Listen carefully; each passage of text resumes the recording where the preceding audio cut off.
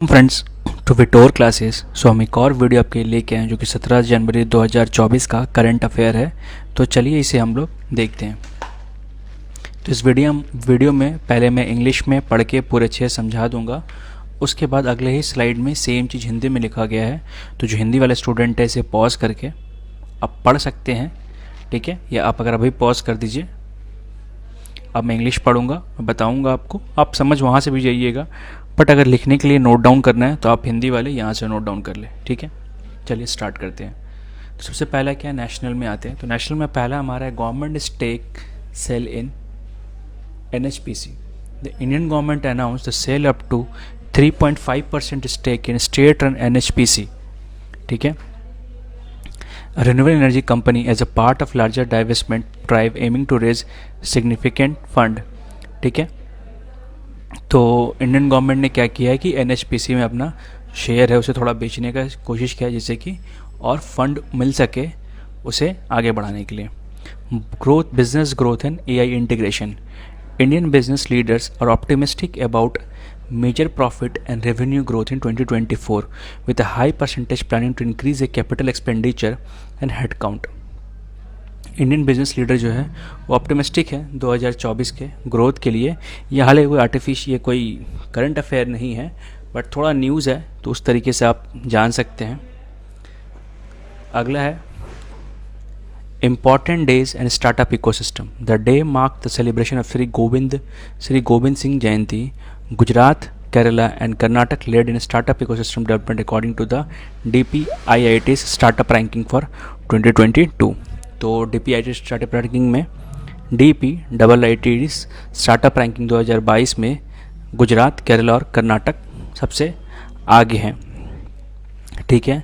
और 17 तारीख जो है वो गुरु गोविंद सिंह का जयंती भी सेलिब्रेट किया जाता है। Military and trust ranking. India ranked 4th in 2024 global fire powers military strength ranking. India चौथे रैंक पे है फायर पावर मिलिट्री के फायर पावर पे रैंकिंग पे। Additionally India has emerged as a global leader in trust, particular in confidence in business and NGOs।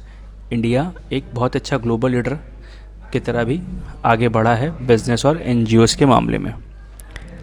अगला है हमारा national में Lionel Messi wins best FIFA men's player award. Lionel Messi को क्या मिला है, बेस्ट फीफा अवार्ड मिला है।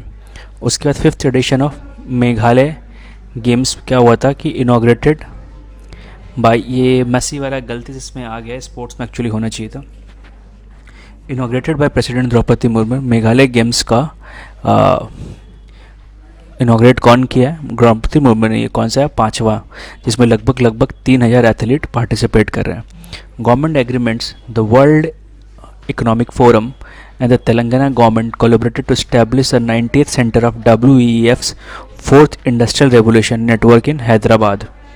जो गवर्नमेंट है, world economic forum and Telangana government collaborated to establish 90th centre for, तो WEF का 90th सेंटर बना है कहाँ पे, हैदराबाद में। Indo space also signed A 2000 crore deal with Tamil Nadu government. Indo space ने तमिलनाडु के साथ 2000 करोड़ रुपए का एक एग्रीमेंट साइन किया। इंडो स्पेस मतलब एक कंपनी है जो तमिलनाडु गवर्नमेंट के साथ साइन किया एक पेपर। इंटरनेशनल में गाजा क्राइसिस जो हुआ था हमारे पैलेस्टाइन और इसराइल के बीच में। UN secretary general Antonio Guterres, तो गुटरेस से हमारे कौन है, यूनियन जनरल सेक्रेटरी है। Urge support for 2 state solution in occupied Palestine territory to end the Gaza crisis. 2 country के का बनाया जाए कि ये रहे, ये भी थोड़ा आगे जाके प्रॉब्लम ही क्रिएट करेगा, बट अब देखते क्या होता है। Russian Ukraine conflict. Updates from Russian Ukraine war included Ukraine asking resident to leave the northern border amid escalating tensions. तो ये सब बेसिक्स न्यूज़ है थोड़ा। Argentina economics crisis. Argentina president Javier Milei, Argentina president कौन है, Javier Milei, met with IMF chief Kristalina Georgieva to discuss the countries deep economic crisis and IMF programme. तो वो लोग IMF के जो चीफ है क्रिस्टेलिना जॉर्जिया से मिलके वो डिस्कस कर रहे हैं कि कंट्रीज़ का जो प्रॉब्लम है उसे कैसे ध्यान रखा जाए, ठीक है। अगला इंटरनेशनल में और आएंगे फॉरेन अफेयर्स में। UK foreign secretary David Cameron, तो यूके का फॉरेन सेक्रेटरी कौन है?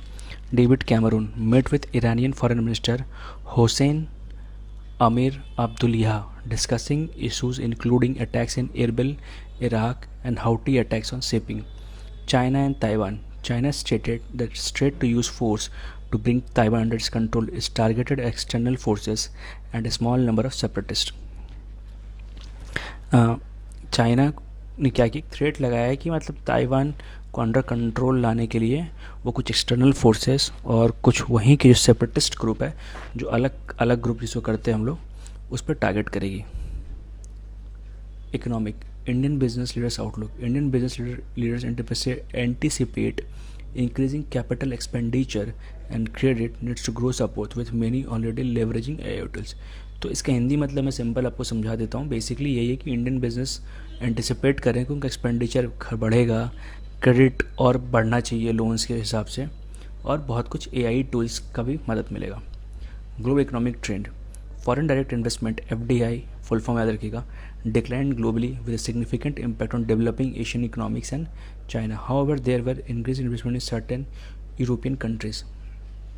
तो FDI है, कुछ देशों में घटा है जो डेवलपिंग नेशंस है, और यूरोपियन कंट्रीज़ में थोड़ा बढ़ा है, क्योंकि यूरोप का भी बहुत डिक्लाइन हो गया है, जिसके कारण से उसे भी उठना दोबारा ज़रूरी है, तो बहुत सारे पैसे अब वहाँ भी जा रहे हैं।